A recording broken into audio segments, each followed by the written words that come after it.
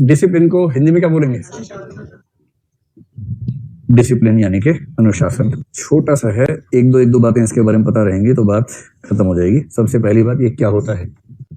ठीक, आपके मन में आएगा क्यों होता है, नंबर 2 पे लिखो। तो इसमें क्यों नहीं, इसमें क्या होता है ना।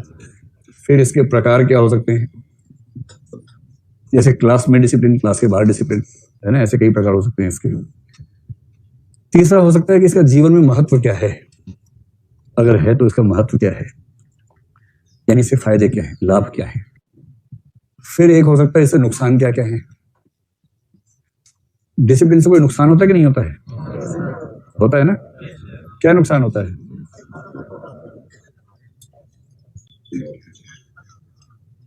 जो सबसे गोलू बच्चे होते हैं ना, इसीलिए बहुत आगे नहीं बढ़ पाते, क्योंकि डिसिप्लिन ज्यादा हो जाता है उनके अंदर, मतलब कुछ मौलिक नहीं कर पाते। Out of the box thinking जो होती है ना, जो स्कूल की दीवार टाप के कूदा ही नहीं कभी, वो आउट ऑफ द बॉक्स क्या सोचेगा? जो बॉक्स में ही रह के सोचता रहा, जो बॉक्स से टापा ही नहीं कभी, क्या सोचेगा? आप ऐसे कितने लोग स्कूल से भागे कभी ना कभी? क्या बात है। और कितने बच्चे कभी स्कूल की दीवार से कूद के नहीं भाग पाए? ऐसे लोग हाथ खड़ा कर लें जिन्होंने कॉलेज के जीवन में जितनी क्लास आपने की उससे ज्यादा नंबर में बंक की, ऐसे लोग हाथ खड़ा करें। बस आप ही लोगों से देश को उम्मीद है, बस आप ही लोग देश को आगे बढ़ाएंगे। Very good, very good. चलिए इसमें चलिए, अनुशासन एक वर्च्यू है, वह सद्गुण। तो अनुशासन एक वर्च्यू है, और वर्च्यू बेसिकली क्या होता है? मूल्य होता है। जो मूल्य आत्मसात हो जाए वो वर्च्यू हो जाता है। तो अनुशासन वह सद्गुण है जिससे क्या होता है, जिसके तहत जो हमें एक विशेष तरीके से व्यवहार करना सिखाता है। कैसे? वह सद्गुण जो व्यवहार करना सिखाता है। कैसा व्यवहार करना सिखाता है? वह व्यवहार जो नियमों, रूल्स हैं, रेगुलेशंस हैं, एक्सपेक्टेशंस हैं, और जो भी कानून है, जो नियमों, कानूनों, और क्या शब्द हो सकता है, प्रोसीजर को क्या बोलेंगे, प्रक्रिया, जो नियमों, कानूनों और प्रक्रियाओं से सुसंगत हो।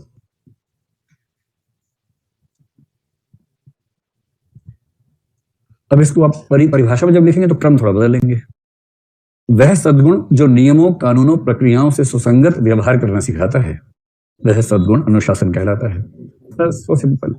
डिसिप्लिन इतना ही है कि कुछ नियम है जिनको फॉलो करते हैं रिगरसली, कुछ कानून है आप उनको ठीक से फॉलो करते हैं, कुछ प्रोसीजर्स है उनको ठीक से फॉलो करते हैं, तो आप अनुशासन में हैं। सिंपल, ठीक। अनुशासन में जो व्यवहार है, उस व्यवहार में दोनों पक्ष होते हैं। व्यवहार का मतलब है कुछ करना और कुछ न करना, दोनों चीजें। यानी नियमों के तहत करेंगे, और नियम ये भी बताते हैं क्या नहीं करना है। नियम अगर बताता है कि ये नहीं करना है तो वो नहीं करेंगे। तो व्यवहार के दोनों पक्ष हैं, जो कृत्य में व्यक्त होगा वो भी, और जो कृत्य में व्यक्त नहीं होगा, यानी कि अकृत्य होगा वो भी। दोनों प्रकार के व्यवहार इसमें शामिल है। स्पष्ट हुआ? ठीक है भाई, ये हो गया अनुशासन का मतलब। अब देखो अनुशासन के प्रकार कौन कौन से हैं। अनुशासन के प्रकार सबसे सामान्य 2 माने जाते हैं, और अगर आप 2 आधारों पर देखना चाहें, जबरदस्ती करना चाहें तो 4 मान सकते हैं। जो पहला आधार सबसे सामान्य आधार है, एक होता है सेल्फ डिसिप्लिन।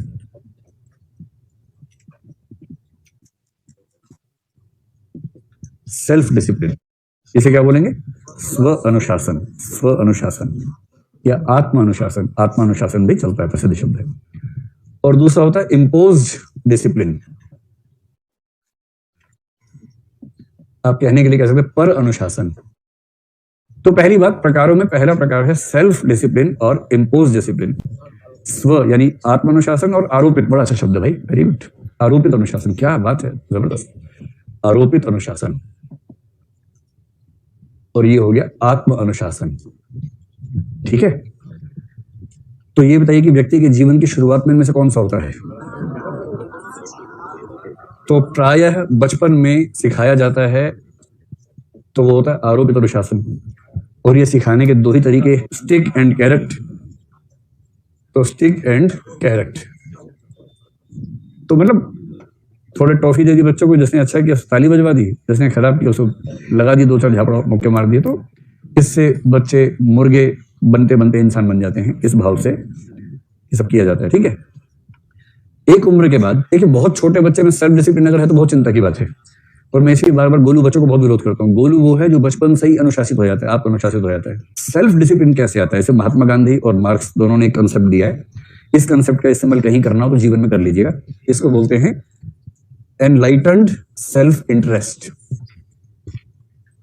अब ये मत कहना बड़ा लिखो, इससे बड़ा नहीं हो सकता। Enlightened, ENLIGHTENED, enlightened, enlightened self interest. इसके लिए हिंदी में जो शब्द चलता है वो है प्रबुद्ध स्वहित। आपने एक शब्द सुना है अराजकतावाद, अनार्किज्म। अनार्किज्म वो विचारधारा है जिसके लोग मानते हैं कि राज्य को होना ही नहीं चाहिए। राज्य, शासन तंत्र, व्यवस्था, ये सब बकवास चीजें हैं, ये सब नहीं होनी चाहिए। तो उनसे, जैसे महात्मा गांधी अनार्किस्ट हैं, कार्ल मार्क्स अनार्किस्ट है, दोनों अनार्किस्ट लोग हैं। मार्क्स हिंसा के माध्यम से राज्य को खत्म करना चाहता है, गांधी जी शांति से खत्म करना चाहते हैं, लेकिन दोनों मानते हैं कि राज्य को नहीं होना चाहिए, और राज्य क्यों ना हो उसके तर्क दोनों के अलग अलग हैं। मार्क्स मानता है कि राज्य शोषक वर्ग के हाथ की कठपुतली है, वो शोषण बढ़ाता है। महात्मा गांधी मानते हैं कि राज्य व्यक्ति की जो आत्मिक स्वाधीनता है उसको बाधित करता है, इसलिए राज्य नहीं होना चाहिए। लेकिन दोनों में एक बात की सहमति है, क्योंकि हम सोचते हैं ना कि राज्य के बिना काम कैसे चलेगा, जब पुलिस नहीं होगी, सेना नहीं होगी, सरकार नहीं होगी, काम कैसे चलेगा, नियम कैसे काम करेंगे? इसका उत्तर दोनों के पास एक ही है। दोनों के पास मतलब सबके पास एक ही, जो भी एनार्किस्ट हैं, वो ये है। इसको वो एग्जाम्पल लेते हैं ह्यूमन बींग्स का, और वो एग्जाम्पल आप अपने जीवन से भी देख सकते हैं। आप में से कुछ बच्चे ऐसे जरूर होंगे जिनको बचपन में पढ़ाना उनके माँ बाप के लिए एक जटिल और श्रमसाध्य कार्य रहता होगा। छठी का दूध याद आ जाता होगा पेरेंट्स को बच्चों को पढ़ाने में, होमवर्क करवाने में। कितने बच्चे ऐसे हैं आप में से जिन्होंने पेरेंट्स को छठी का दूध याद दिलाया है? हाँ हाँ, बहुत बढ़िया।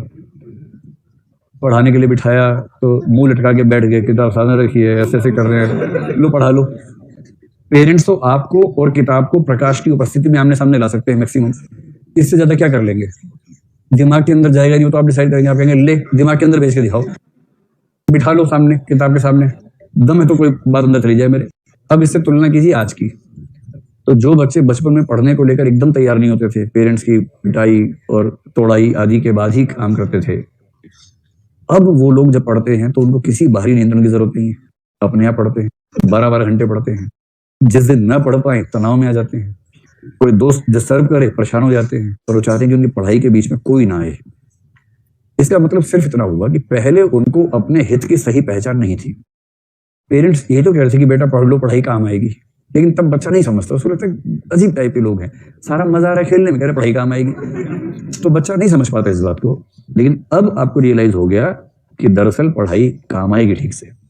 और जैसे ही प्रबुद्ध होकर आपने अपने हित को पहचान लिया, बाहरी अनुशासन की, आरोपित अनुशासन की जरूरत खत्म हो गई, आप आत्म अनुशासन की स्थिति में आ गए।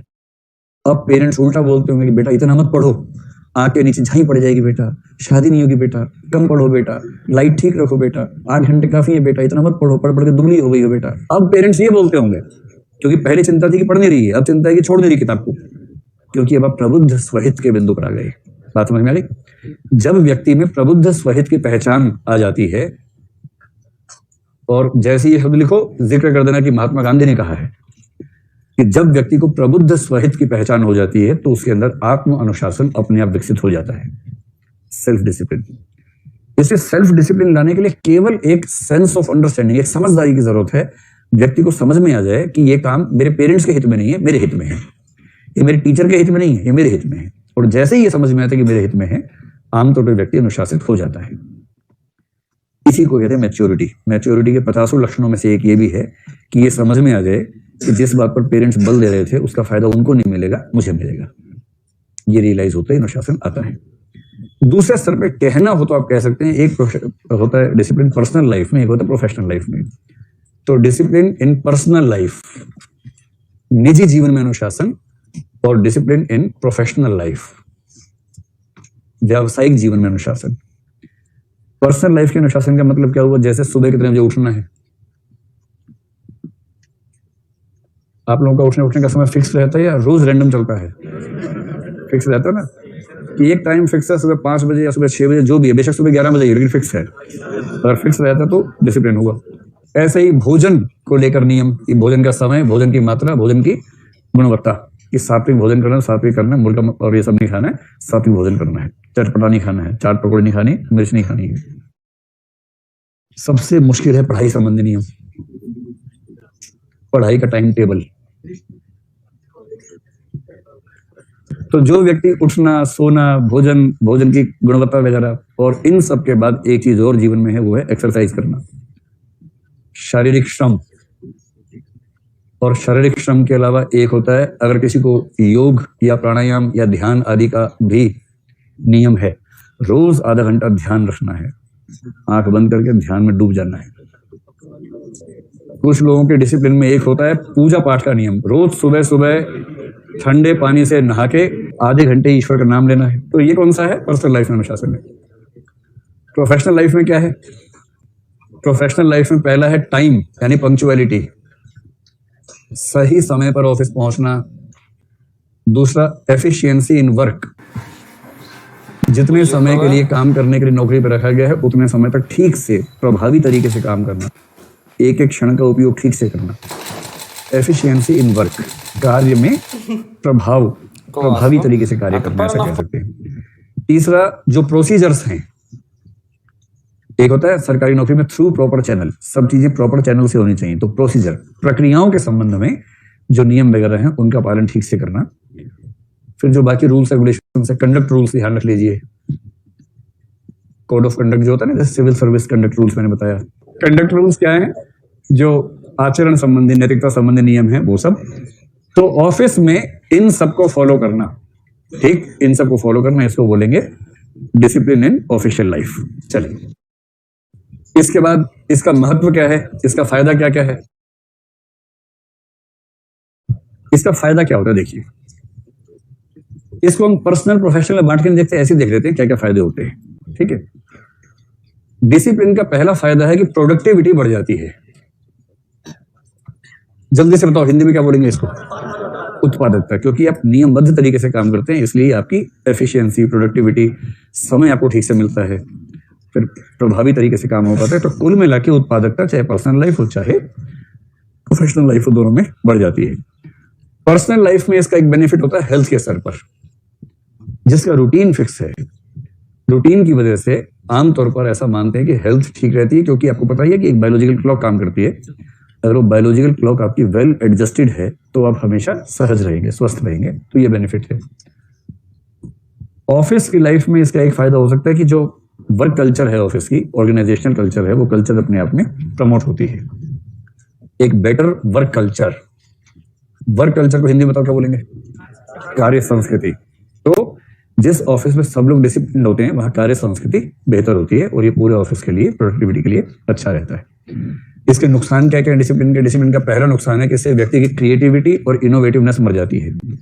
जो ज्यादा डिसिप्लिन होता है उसकी क्रिएटिविटी को खतरा होने लगता है। जैसे आप उससे पूछें कि स्कूल की दीवार कैसे टाप सकते हैं, सोच नहीं पाएगा इसके बारे में, क्योंकि उतना क्रिएटिव है ही नहीं। जो क्रिएटिव थे टाप के चले गए थे, जो वो भी देख रहे। तो क्रिएटिविटी और इनोवेटिवनेस, इसको यूं समझें, आपको ध्यान है इंटेलिजेंस मैंने क्या कहा था कि हमारे जो न्यूरॉन्स के पास हैं फिक्स हो जाते हैं। जो डिसिप्लिन में रहेगा वो आमतौर पे एक जैसा काम दोहराएगा, जो हमेशा एक ही तरह से काम करेगा उसके न्यूरॉन्स के पाथ फिक्स हो जाएंगे। और न्यूरॉन्स का पाथ फिक्स होने का मतलब है कि किसी नए रूट से न्यूरॉन्स ट्रेवल करे, संभावना कम होगी। इसलिए फ्लूइड इंटेलिजेंस ऐसे लोगों में कम होगी, क्रिस्टलाइज्ड ज्यादा होगी, और इसका मतलब नवाचार की उम्मीद ऐसे व्यक्तियों से करना मुश्किल हो जाएगा। और दूसरा, जो उसूल का बहुत ही पक्का होता है ना, ऐसे व्यक्तियों में फ्लेक्सिबिलिटी खत्म हो जाती है, रिजिडिटी बढ़ जाती है। असल में क्या होता है कि जब अनुशासन सिर पर चढ़ने लगता है, हावी हो जाता है, तब क्या होता है, तब व्यक्ति में फ्लेक्सिबिलिटी खत्म हो जाती है। फ्लेक्सिबिलिटी को हिंदी में क्या बोलेंगे? लचीलापन, लोचशीलता खत्म हो जाती है, व्यक्ति रिजिड हो जाता है ना। और जो व्यक्ति रिजिड है उस व्यक्ति के साथ क्या दिक्कत है कि वो खुद अपना दुश्मन हो जाता है। आपने ऐसे पीस देखे होंगे कि रात को 2 बजे सोएंगे तब भी बोलेंगे सुबह 4 बजे उठना है, नियम है, और एक दिन सुबह 4 बजे उठने के चक्कर में उठ ही गया। तो ये खतरा होता है बहुत रिजिड होने से। कभी कभी पहली बात तो है कि अपने दिन का एक शेड्यूल फिक्स बना लीजिए। जो अराजक तरीके से पढ़ते हैं कि जब नींद खुल गई पढ़ना शुरू कर दिया, जब नींद आ गई सो गए, उससे बात नहीं बनेगी। एक प्रॉपर शेड्यूल बहुत जरूरी है। वो शेड्यूल कैसा भी हो, आप सुबह 4 बजे उठने वाला शेड्यूल बनाएं या 4 बजे सोने वाला बनाएं, इससे दिक्कत नहीं। लेकिन जो भी शेड्यूल हो वो एक तय हो, निर्धारित हो, जिस पर आप चलते हो। शेड्यूल ऐसा बनाइए कि पढ़ाई का उसमें कम से कम 6-7 घंटे, और अगर आप 6 महीने से पढ़ रहे हैं, केवल पढ़ाई करते हैं, कोई नौकरी वगैरह नहीं करते हैं, तो कोशिश करनी चाहिए कि लगभग 10 से 12 घंटे पढ़ाई आपकी हो। अगर आप 12 घंटे रोज पढ़ते हैं तो भी महीने की एवरेज आपकी 9.5-10 घंटे आएगी, क्योंकि महीने में 3-4-5 दिन ऐसे निकलेंगे जब आप नहीं पढ़ पाएंगे। कभी स्ट्रेस हो गया, कभी परिवार का कोई काम आ गया, कभी अपना कोई काम आ गया, जाना पड़ गया, कहीं कुछ ना कुछ होता ही रहेगा। तो 12 घंटे रोज पढ़ने वाले एवरेज 10 घंटे पढ़ पाते हैं, महीने भर की एवरेज निकालेंगे तो 10 घंटे की पढ़ाई तो एवरेज होनी ही चाहिए यदि आप केवल पढ़ाई कर रहे हैं तो। अब इस 10 घंटे को डिवाइड कैसे करना है, क्योंकि संकट ये भी तो है ना कि जो आज पढ़ा कल भूल जाएंगे, कल तो याद रहेगा नहीं वो सारा। जो अनावश्यक चीजें हैं उसमें टाइम एकदम वेस्ट नहीं करना है। जैसे अगर आप अखबार पढ़ने में 3 घंटे लगा रहे हैं तो आप टाइम वेस्ट कर रहे हैं। इतना टाइम है नहीं आपके पास कि आप 3 घंटे अखबार पढ़ें, वो भी हिंदी वाले अखबार जिसमें कंटेंट उतना रिच नहीं है कि आपको बहुत फायदा मिलेगा। तो मेरी सलाह ये है कि करंट अफेयर्स के लिए दिन में 1-1.5 घंटा रखिए अखबार सहित। अखबार पढ़ने का शौक है तो पढ़ना चाहिए, लेकिन इस भाव से मत पढ़िए कि इससे आइए बन जाएंगे। उसके बाद दिन में आधा घंटा कम से कम रखिए लिखने का। रोज लिखिए आधा घंटा। कभी कभी केवल स्पीड बढ़ाने के लिए लिखिए, जिसमें कंटेंट की क्वालिटी में बहुत ध्यान मत दीजिए। कभी कभी कंटेंट की प्रेजेंटेशन कैसे करनी है उस पर आधा घंटा काम कीजिए। कभी कभी टाइम मैनेजमेंट करते हुए एक मुश्किल प्रश्न का उत्तर कैसे लिखना है उसी पर आंसर राइटिंग के फॉर्मेट का अभ्यास कीजिए। आधा घंटा रोज लिखते रहेंगे तो परीक्षा में लिखना बहुत आसान हो जाएगा। और जो लोग परीक्षा से 4 दिन पहले लिखने का अभ्यास करते हैं वो साध नहीं पाते हैं। एक लंबा नियमित अभ्यास होगा लिखने का, तभी बात बनेगी। 2 घंटे हो गए। अब जो आपके पास बचे 7-8 घंटे मान लेते हैं पढ़ने के बचे हैं, उनमें कम से कम 5 घंटे पढ़िए नया। कम से कम 1 से 2 घंटे रिवीजन के रखिए मिनिमम। और हो सके तो सप्ताह में 1 दिन, चाहे संडे का दिन, कुछ नया मत पढ़िए, पीछे का रिवाइज कीजिए। और इसके अलावा हो सके तो महीने के आखिरी 2 दिन, संडे हो या कोई भी दिन हो, उन 2 दिन के लिए कोई नया टारगेट मत रखिए, केवल रिवीजन रखिए। मनोविज्ञान का बहुत सामान्य नियम है कि यदि आपने किसी कंटेंट को 3 बार ठीक से रिवाइज कर लिया तो वो आपकी मेमोरी में स्थायी हो जाएगा। जैसे आपने 3 तारीख को कुछ पढ़ा, तो 3 तारीख को जो पढ़ा है उसकी एक रिवीजन 3 या 4 तारीख को ही हो जानी चाहिए, जो डेली टाइम आपका है। उसकी अगली रिवीजन उस सप्ताह के अंत में हो जानी चाहिए, संडे के दिन कर लीजिए, तो वो आपकी एक वीकली रिवीजन हो गई। उसकी तीसरी रिवीजन महीने के आखिरी दिन में हो जानी चाहिए। जहां आपने किसी कंटेंट को उस दिन, उस सप्ताह के अंत में और महीने के अंत में 3 बार रिवाइज कर लिया ठीक से, तो फिर वो आपकी स्मृति में लगभग स्थायी हो जाता है। इतना स्थायी है कि एग्जाम से पहले उसको जैसे देखेंगे आपको याद आ जाएगा, उतना ही चाहिए परीक्षा की। तो टाइम मैनेजमेंट का एक मोटा मोटा खाका मैंने आपको बता दिया। एक तो शेड्यूल बनाइए, एनुअल, मंथली, डेली, कि पूरे साल का टारगेट ये है। साल के टारगेट को महीने में बांट के देखेंगे तो जनवरी में ये, फरवरी में ये, मार्च में ये, मोटा मोटा क्लासिफिकेशन कर लीजिए। फिर महीने का टारगेट ध्यान में रखते हुए डेली टारगेट बना लीजिए कि आज मुझे इतना पढ़ लेना है। और फिर जो शेड्यूल बनाएंगे उसमें मैंने आपसे पहले ही कहा कि शेड्यूल मानवीय बनाइएगा, बहुत मुश्किल मत बनाइए कि जो पूरा करना संभव ना हो। वरना क्या होगा, 2 दिन आप शेड्यूल पे चलेंगे, फिर हाफ के बैठ जाएंगे, उसका फायदा नहीं है। उतना ही रखिए जितना सामान्य रूप से संभव है। और मनुष्य बने रहने का सारा रास्ता निकालिए। हंसी मजाक, मनोरंजन, दोस्तों से बातचीत, खेलकूद, सैर, इस सब का समय जरूर रखिए, वरना शेड्यूल चल नहीं पाएगा। तो पूरी बात का सार, 24 घंटे में से केवल 10 से 12 घंटे पढ़ाई को देने हैं, बाकी 10 से 12 घंटे या 12-14 घंटे बाकी चीजों के लिए। जो 12 घंटे पढ़ाई के लिए हैं या 10 घंटे पढ़ाई के लिए हैं, उनमें से 1.5 घंटा करंट अफेयर्स अखबार सहित, आधा घंटा कम से कम लिखने का अभ्यास प्रतिदिन, ये 2 घंटे हो गए। 2 घंटे कम से कम रिवीजन के रोज, सप्ताह में 1 पूरा दिन और महीने के अंत में 2 पूरे दिन अलग से, यानी कि महीने में 6 दिन रिवीजन के रख लीजिए। बाकी 24 दिनों में रोज 5 से 6 या 7 घंटे नया पढ़िए। ये शेड्यूल मेरे ख्याल से आपको सबसे ज्यादा हेल्प करेगा।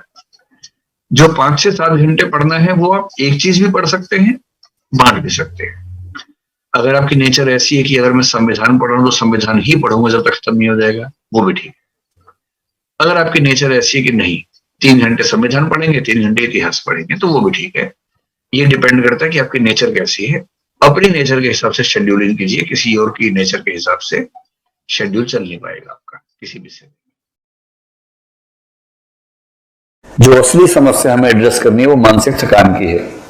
क्योंकि जहां आपने 4-5 पैसे सॉल्व किए आपका दिमाग काम करना बंद कर देगा, उसके बाद भी अब लगातार काम करवाएंगे उससे तो चौक हो जाएगा और फिर वो किसी काम का नहीं बचेगा, पूरे 2 घंटे खराब हो जाएंगे उसके बाद। इसका सिंपल तरीका देखिए क्या होता है कि हमारा दिमाग उस तरह से नहीं थकता है कि वो मशीन गर्म हो गई है चौक हो जाएगी, ऐसा नहीं होता है। जैसे आप साइंस पढ़ते पढ़ते थक गए हैं, दिमाग काम नहीं कर रहा है, आप कह रहे मैं कुछ नहीं कर सकता, मैं मर जाऊंगा, बर्बाद हो जाऊंगा। ठीक उसी समय किसी ने एक बढ़िया सा गाना चला दिया या गजल चला दिया, आपने गजल के लफ्जों पर ध्यान दिया और आपको लगा हा क्या जिंदगी है। आपने कान में वो लगा लिए, ईयरफोन बोलते हैं, ईयरफोन लगा लिया कान में और बड़े रिदमिक साउंड आ रही है, गजल की पंक्तियां सुंदर सुंदर है, मजा आ रहा है, आपको लग रहा है आपके जीवन के इतिहास गजल के रूप में बताया जा रहा है आपको, और आप मस्त हो जाते हैं। और मजे की बात है कि गजल में जो कहा जा रहा है उसके शब्द के अर्थ की प्रोसेसिंग आपका दिमाग ही कर रहा है। वही दिमाग जो इतना थक गया था कि किसी काम का बचा नहीं था, और वही दिमाग न केवल प्रोसेसिंग कर रहा है बल्कि बहुत तरोताजा हो गया है। इसका मतलब है कि दिमाग ऐसा नहीं थकता कि वो काम ही नहीं करेगा, एक खास किस्म का काम करते करते थकता है और वो सिर्फ ये चाहता है कि अब थोड़ी देर के लिए बाकी जो पाथ हैं, जो न्यूरोपाथ्स हैं, उनको यूज कर लो भाई, इन रास्तों को छोड़ दो कुछ देर के लिए। तो एक इसका रामबाण उपाय ये होता है, ऐसे किसी भी पेपर में अगर आपने 2 क्वेश्चंस कॉम्प्रिहेंशन के किए, उसके बाद क्रम में बेशक कॉम्प्रिहेंशन है वो छोड़ दीजिए और सीधे क्वेश्चंस को चेंज करके आ जाइए रीजनिंग वाले सवाल पर कि एक थैले में एक लाल, एक नीली, एक काली बॉल है। अब वहां दिमाग चलेगा आपका, तो नहीं तो कुछ कुत्ते बिल्लियां हैं, कुछ बिल्लियां गधे हैं, कुछ गधे इलेक्शन लड़ रहे हैं। अब और इलेक्शन लड़ने वाले कुछ हंस भी हैं, तो बताइए सभी हंस गधे हैं या कुछ गधे कौवे हैं? तो अब ऐसा सवाल, उसमें क्या होगा, दिमाग अलग तरीके से काम करेगा। लिंग्विस्टिक इंटेलिजेंस वहां जरूरत नहीं है, वहां रीजनिंग की जरूरत है। और ऐसे सवाल होते हैं, बहुत रोचक किस्म के सवाल होते हैं, लोग ऐसा ऐसा सवाल पूछते हैं कि बच्चे परेशान हो जाते हैं। रीजनिंग समझाते हुए, इंटेलिजेंस समझाते हुए मैं एक एग्जांपल बच्चों को देता हूँ कई बार कि एक बार एक टीचर ने क्लास में पूछा कि बच्चों ये बताओ, मेरे पिताजी को सफेद कपड़े पहनना पसंद है और मेरी माताजी को चावल खाना पसंद है, बताओ मेरी उम्र कितनी है? अब ये सवाल डेटा सफिशिएंसी का है कि जो सूचनाएं दी गई और जो प्रश्न पूछा गया उनके लिए दिए गए आंकड़े पर्याप्त हैं या नहीं है। सवाल तो इस बात का है। तो कॉमन सेंस से कोई भी समझ सकता है कि डेटा सफिशिएंट नहीं है, कुछ और बताना होगा, इतने से कैसे पता लगेगा? पर तब भी एक बच्चे ने कहा कि नहीं सर, मैं अनुमान लगा सकता हूं, आपकी उम्र 40 साल है। टीचर दंग रह गया कि यार आइंस्टीन का अवतार मेरी क्लास में बैठा है, बोले कैसे, मतलब इतनी गहरी सोच कैसे, एकदम सही आंसर निकाला तुमने, कैसे निकाला? और सर सिंपल लॉजिक है, मेरे पड़ोस में एक भैया रहते हैं 20 साल के, वो आधे पागल है, तो मैंने गुणा 2 कर दिया तो उससे मेरा अनुमान निकल गया।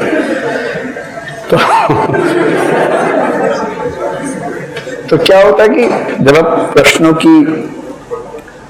का क्रम बदल बदल के प्रश्न करेंगे तो दिमाग थकेगा नहीं, दिमाग के जो कुछ पाथ ब्लॉक हो गए बाकी जो पाथ हैं वो खुले रहेंगे।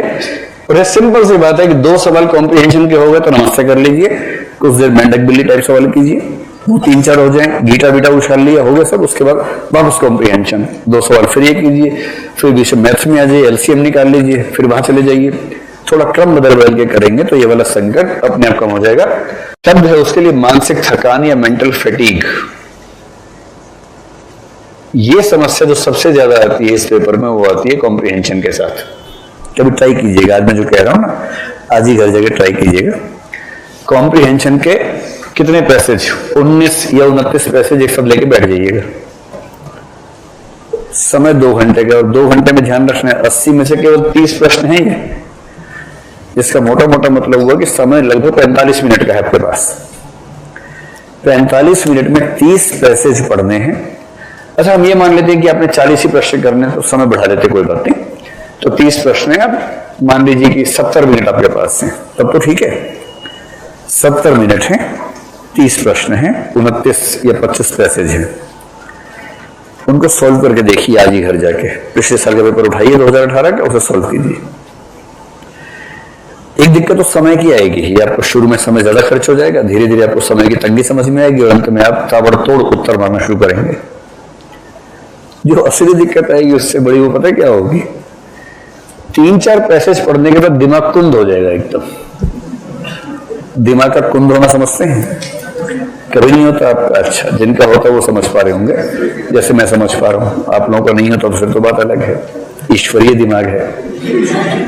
कभी ऐसा लगता है कि दिमाग काम नहीं कर रहा है, कि पढ़ रहे हैं और लग रहा है कि कुछ काम नहीं कर रहा है, और किताब बंद करो और फिर जाके नल के नीचे मुंह रखा, अपना थोड़ी देर सिर पूरा भिगाया, मुंह पे पिचकारी मारी 3-4 बार, फिर पहुंचा, उसके बाद आए, एक कड़क सी कॉफी पी, उससे भी ना तो कॉफी गरम गरम डाली अपने ऊपर, और उसके बाद फिर नींद खुलती है ठीक से, फिर लगता है हाँ सारी क्षमताएं जागृत हो गई, और उसके बाद फिर पढ़ाई करने का मन करता है, दिमाग फ्रेश हो जाता है ना।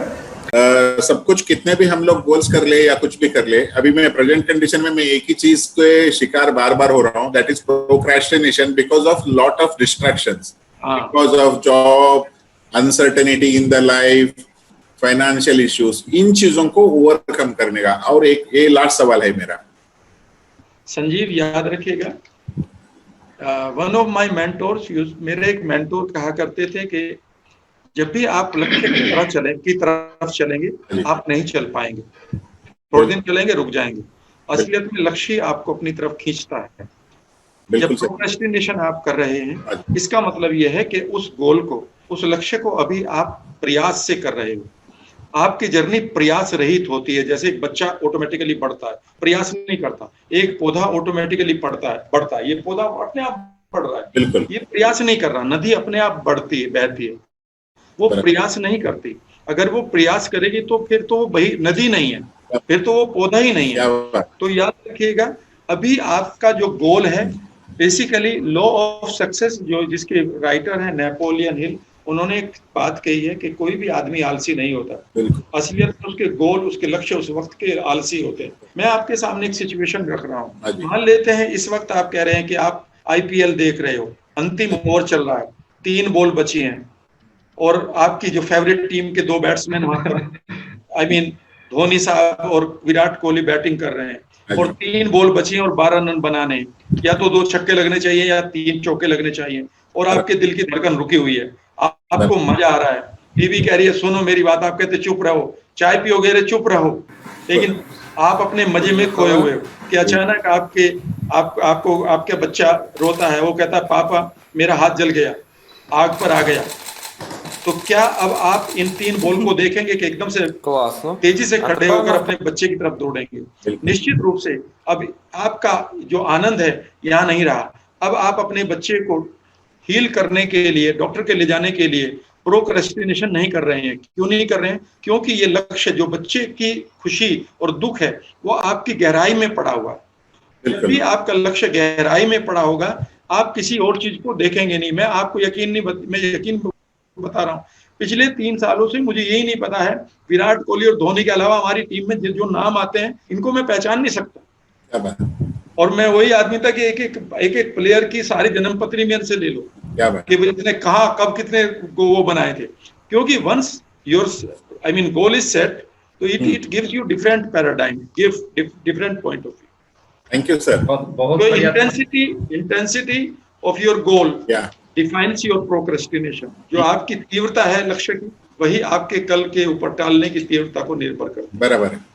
बहुत बढ़िया तरीके से सर ने डिटेल में समझाया कि किस तरह से आप प्रोक्रेस्टिनेशन को आगे बढ़ा सकते हैं, किस तरह से आप उस चीज के लिए अपने गोल से डाइवर्ट होते हैं, क्योंकि उसके पीछे आपकी इमोशंस अटैच नहीं होती, जब उसका इंटेंशन उसके साथ अटैच नहीं होता, इसलिए आप वो चीजें नहीं कर पाते। जिसका नाम है 17 एंटी प्रोक्रेस्टिनेशन हैक्स, जिसे डोमिनिक मैन ने लिखा है। डोमिनिक एक ऑस्ट्रेलियन ऑथर हैं जिनकी बहुत सी किताबें पब्लिश हुई। उनका मेजर फोकस इसी बात पर रहा है कि रीडर्स को उनके बेस्ट वर्जन बनने में मदद की जा सके, उनको ऐसे टूल्स देकर जो उनकी मदद करें उनके फुल पोटेंशियल और सफलता तक पहुंचाने के लिए, जो वो हमेशा से चाहते थे। ये एक ऐसी किताब है जिसमें वो लिस्ट दी गई है जो सबको आलसी बनने से रोकने में, काम को टालने और काम को पूरा करने में मदद करती है। काम को टालना कुछ ऐसा है जिसे सभी लोग रिलेट कर सकते हैं। ध्यान भटकना और बेकार के काम पर ध्यान देना बहुत आसान है। इस किताब में बताए गए तरीके अपनाकर आप अपने रोज के काम कर सकते हैं, साथ ही टालने के जाल से बच सकते हैं। अगर आपने अब तक हमारे चैनल को सब्सक्राइब नहीं किया है तो इससे पहले कि आप वीडियो में खो जाएं, इमीडिएटली चैनल को सब्सक्राइब करें और वीडियो को लाइक भी कर दें। आप हमारे चैनल को ज्वाइन करके लाइव बुक वर्कशॉप्स के भी बेनिफिट ले सकते हैं। हमारा चैनल यूट्यूब के बेस्ट समरी चैनल में से एक है। हमारी वीडियोस कभी कभी थोड़ी लंबी हो सकती है क्योंकि हम वीडियो और बुक के कंटेंट पर कभी भी कॉम्प्रोमाइज नहीं करते, इसलिए वीडियो को एंड तक देखना जरूरी है। तो चलिए फिर ऐसे 17 हैक्स के बारे में जानते हैं जिनसे आप कभी भी पीछे मुड़कर नहीं देखेंगे और सिर्फ आगे ही बढ़ते जाएंगे। इंटेलिजेंट पीपल प्रोक्रेस्टिनेट मोर। आपको ये समझना होगा कि आप जितने समझदार होते हैं उतना ही आप खुद को टालता हुआ पाएंगे। अगर आप बहुत समझदार हैं तो आप किसी भी काम का नतीजा देख सकते हैं। आपको एहसास हो जाएगा कि ये बोरिंग या डिफिकल्ट हो सकता है, इसलिए आप उसे ऐसे काम से टाल देते हैं जो ज्यादा मजेदार हो सकता है।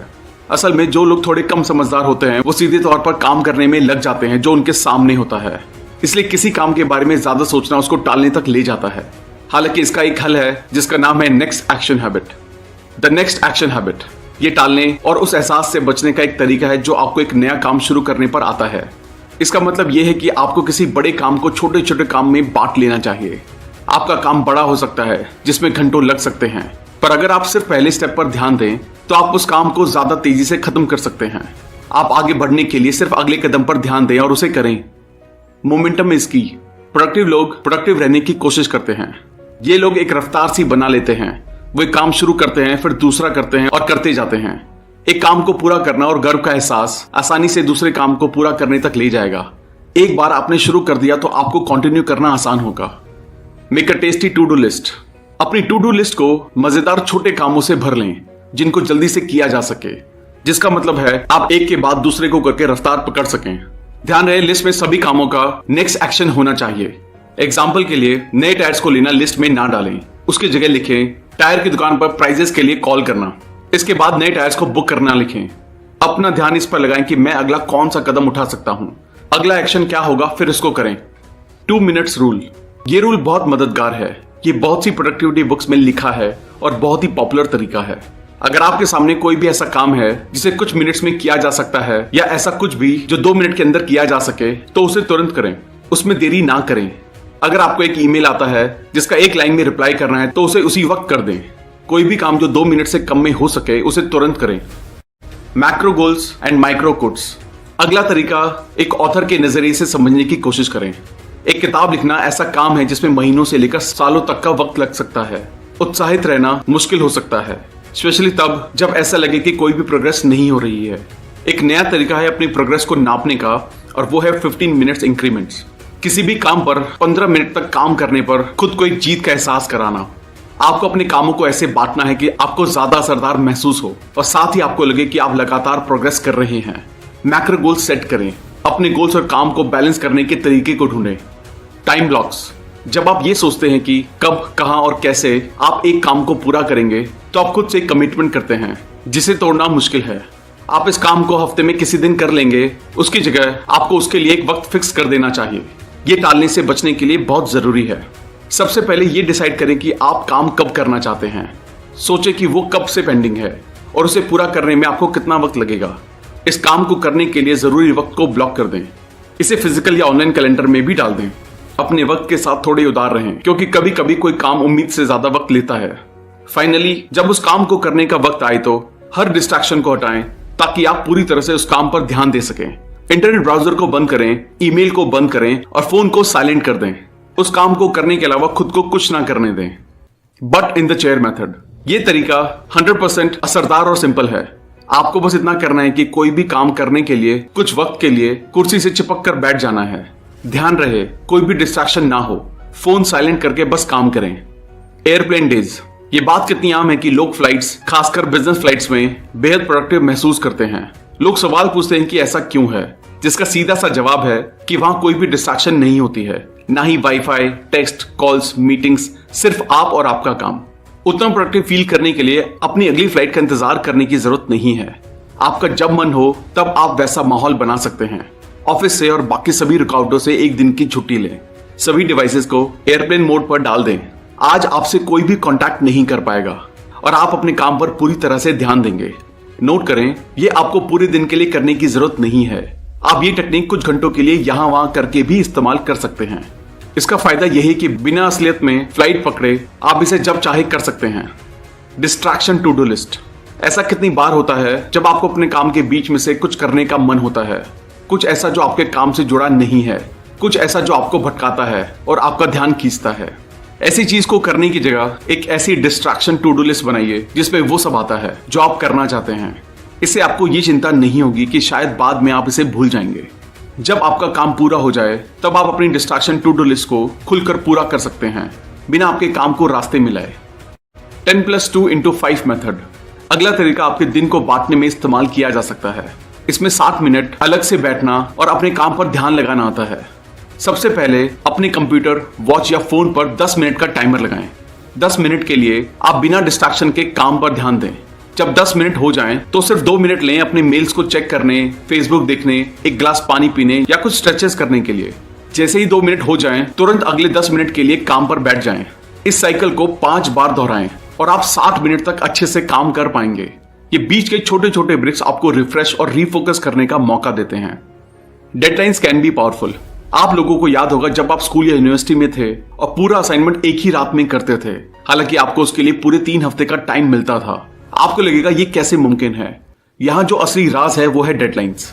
या तो आपके हाथ में असाइनमेंट होगा या फिर आप फेल होंगे, और कोई भी स्टूडेंट फेल नहीं होना चाहता, तो वो नामुमकिन को भी मुमकिन कर देते हैं और 3 हफ्तों का काम एक ही रात में पूरा कर देते हैं।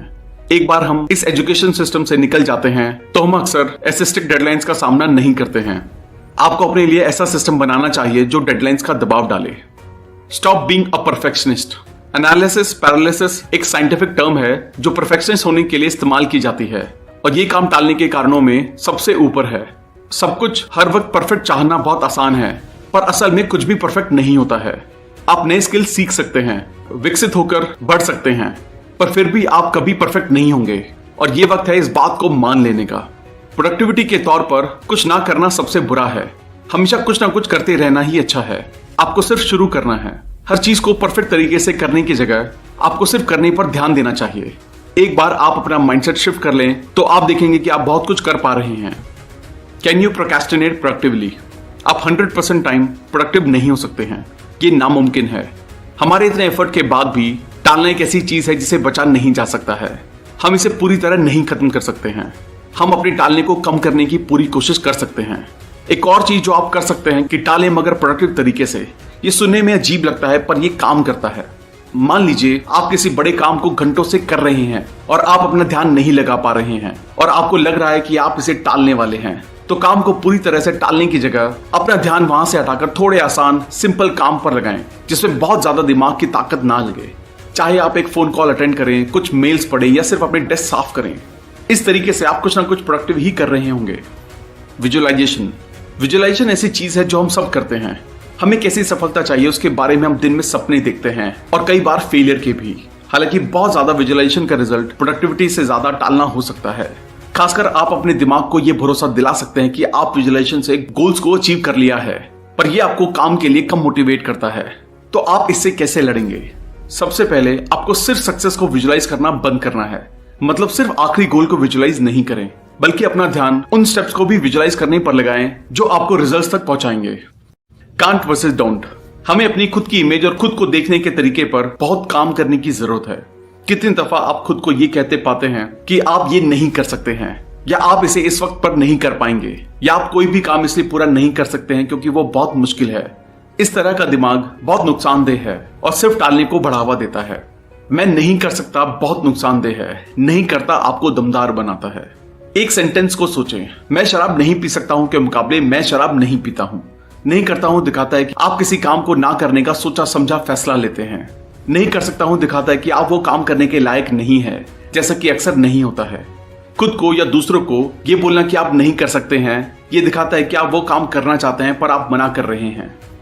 आउटसोर्सिंग, ये टालने का एक अजीब सॉल्यूशन है। सच ये है कि ये असल में सॉल्यूशन है ही नहीं। ये अपना काम का बोझ दूसरों पर डालना है ताकि आप दूसरे काम कर सकें। तो ये बहुत अच्छा सॉल्यूशन नहीं है, पर कम से कम काम तो हो रहा है। आउटसोर्सिंग रोज के कामों के लिए सही है जो दोहराए जाते हैं और सिंपल हैं।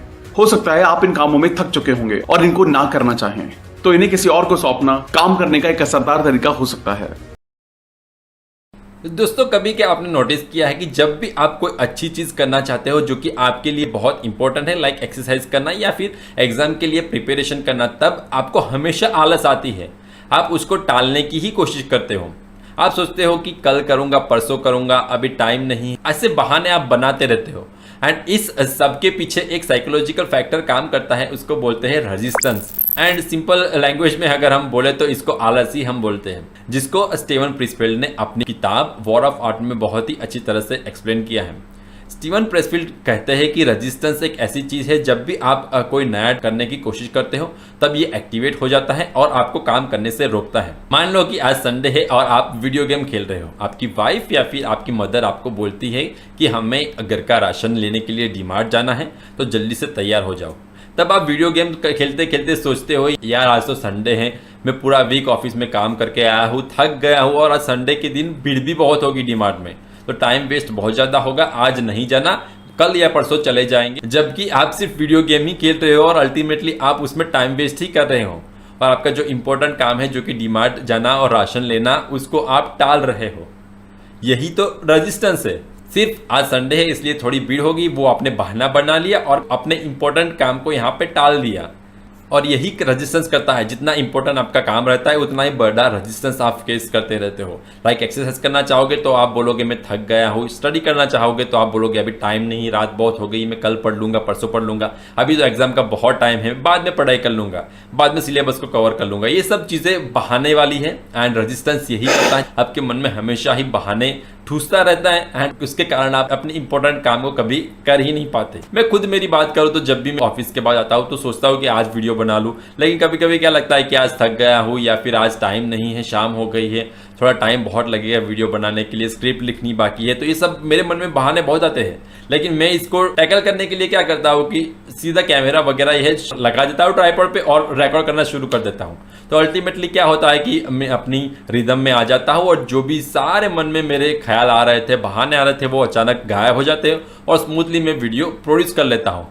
तो यही स्टीवन प्रेसफील्ड भी अपने बुक में बताते हैं कि जब भी आप रेजिस्टेंस फेस करते हो तो आपको करना यही है कि आपको तुरंत उस पर एक्शन लेना है, रेजिस्टेंस के बारे में सोचना ही नहीं है। अगर आपको डीमार्ट जाना है तो सीधा गाड़ी की चाबी उठाइए, चले जाइए। अल्टीमेटली अब आप डीमार्ट चले जाओगे तो आपको कोई ऐसा नहीं लगेगा कि आज भीड़ है, आप आराम से अपने काम कर पाओगे, बिकॉज आप घर पे बैठ के वीडियो गेम खेल रहे थे इसलिए आपको लग रहा था कि भीड़ होगी और आपको टाइम वेस्ट होगा। ये सब आपके बहाने आते हैं मन में, लेकिन जैसे ही आप वहां पे चले जाते हो आपको किसी तरह की कोई दिक्कत नहीं आती। स्टीवन प्रेसफील्ड बताते हैं कि अगर आपको जानना है कि कौन सा काम आपके लिए इंपॉर्टेंट है तो आप रेजिस्टेंस को कंपास की तरह यूज कर सकते हो। लाइक जितना बड़ा आपको रेजिस्टेंस फेस हो आपका काम उतना ही इंपॉर्टेंट है, आपको मानना पड़ेगा। आपको एक्सरसाइज करने के लिए जब भी ऐसे बहाने बहुत मन में आते हैं तो इसका मतलब यही है कि एक्सरसाइज आपके लिए बहुत इंपॉर्टेंट है, बट आपका मन आपको ये करने से रोक रहा है, आपका रेजिस्टेंस आपको ये करने से रोक रहा है, तो आपको इस पर तुरंत एक्शन लेना पड़ेगा। प्रेसफील्ड अपनी बुक में ये भी बताते हैं कि अगर आप किसी भी काम को करना है, लाइक कोई नया बिजनेस स्टार्ट करना है, यूट्यूब चैनल चलाना है, वेट लूज करना है,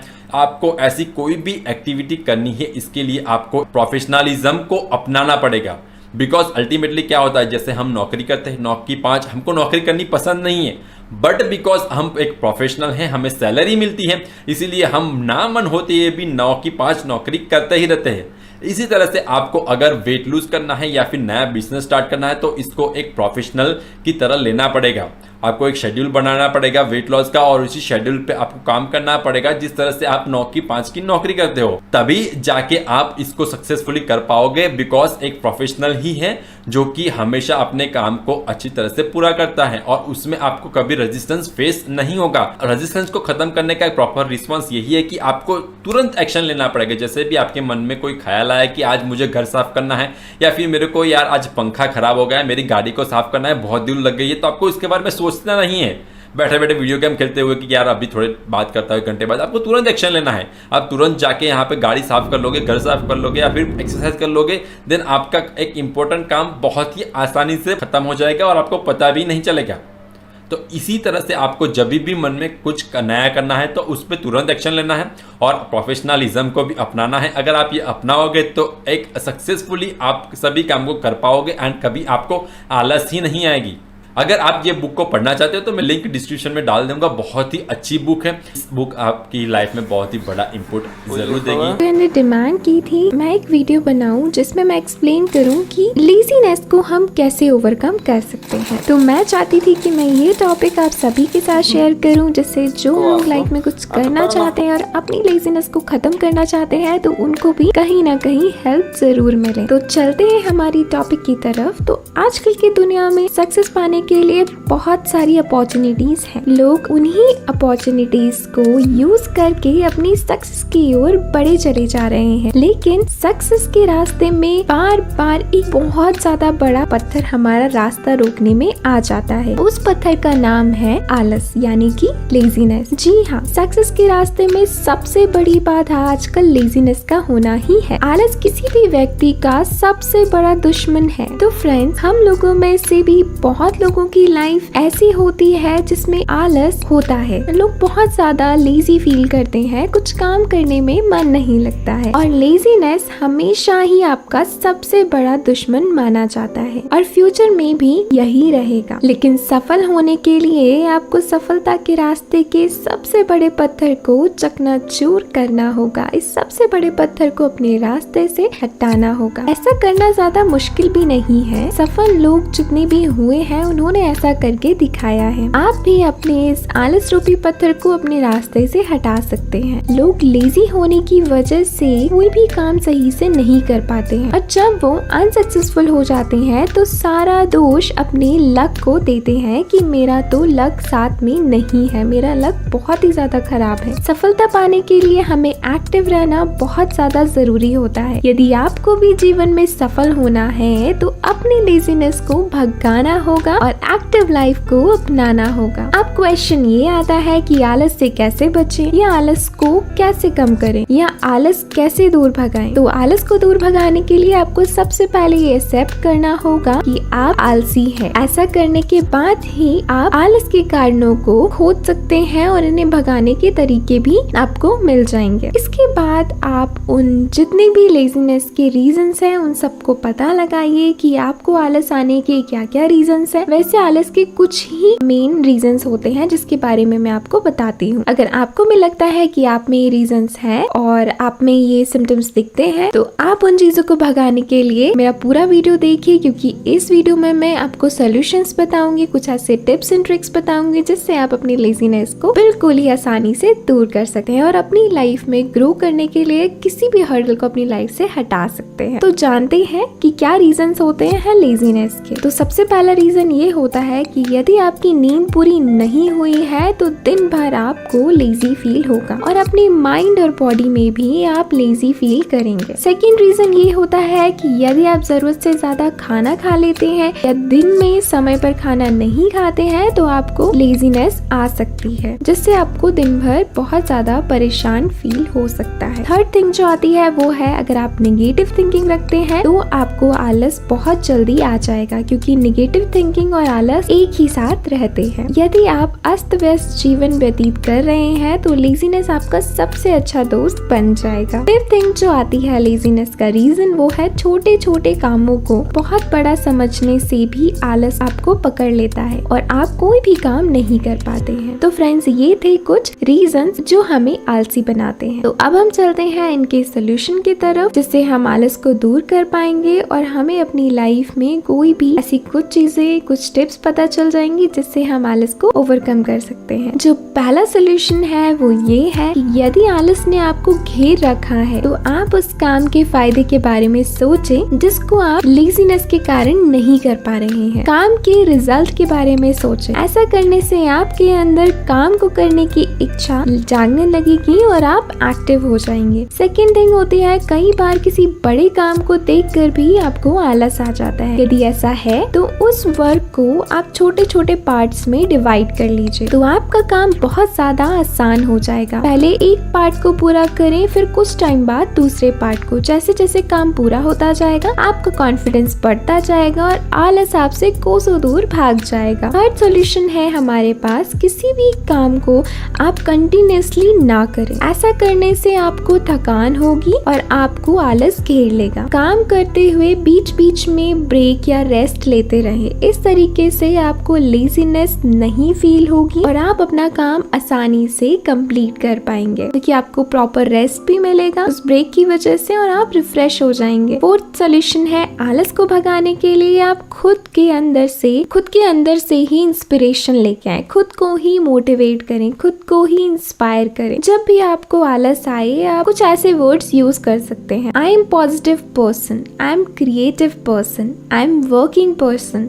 I am successful person, I am energetic person and last I am active person. ये कुछ सेंटेंसेस आप यूज करके अपने आप को मोटिवेट कर सकते हैं और आप अपना आलस तुरंत भगा सकते हैं। फिफ्थ सॉल्यूशन जो है लेजीनेस को दूर करने के लिए वो है आप बाहर से मिलने वाला जो भी मोटिवेशन है वो आप खुद ही लेके आइए, जो आपको खुद से आना चाहिए। इसके लिए आप आलस दूर करने के कुछ बुक्स पढ़ सकते हैं, कुछ इंस्पायरिंग वीडियोस देख सकते हैं, मैगजीन्स पढ़ सकते हैं, कुछ मोटिवेशनल स्पीच सुन सकते हैं। तो ये आपको मोटिवेट करेगा आपके आलस को दूर करने के लिए और आपका आलस जरूर भाग जाएगा। सिक्स्थ सॉल्यूशन है कि हर किसी का एक गोल होता है। जब भी आप लेजी महसूस करें तो तुरंत अपने गोल को याद करें। ऐसा करने से आप एनर्जेटिक फील करेंगे और आपका आलस तुरंत भाग जाएगा। अगर आपका कोई गोल नहीं है आज ही बनाएं और आलस को दूर भगाएं। सेवेंथ सॉल्यूशन है यदि आप चाहते हैं कि आलस आपके पास ना आए तो एक समय में एक ही काम करें। कुछ लोग बहुत से काम एक दिन में या एक साथ करना चाहते हैं। जब कामों को पूरा करने की वो शुरुआत करते हैं तो इतने सारे कामों को देखकर उनको आलस आ जाता है। तो एक बार में एक ही काम करने की हैबिट डालें। बस एक सॉल्यूशन है वो है कहते हैं कि टाइम इज मनी और यह सही भी है। तो जब भी आपको आलस आए तो आपका जो समय आलस की वजह से वेस्ट हो रहा है उसके बारे में यह सोचें। जितना टाइम आप खराब करेंगे उतना ही मनी आप खो रहे हैं। अपना पैसा कोई नहीं खोना चाहता। ऐसा सोचते ही आप लेजी पर्सन से एक्टिव पर्सन बन जाएंगे और आपका आलस दूर भाग जाएगा। इसका 9th सॉल्यूशन है किसी भी कार्य को टालना छोड़ दें, क्योंकि काम को टालना भी लेजीनेस कहलाता है। जो लोग काम को टालते हैं वो लोग लेजी पीपल कहे जाते हैं। कामों को टालते रहने से काम पूरा नहीं होता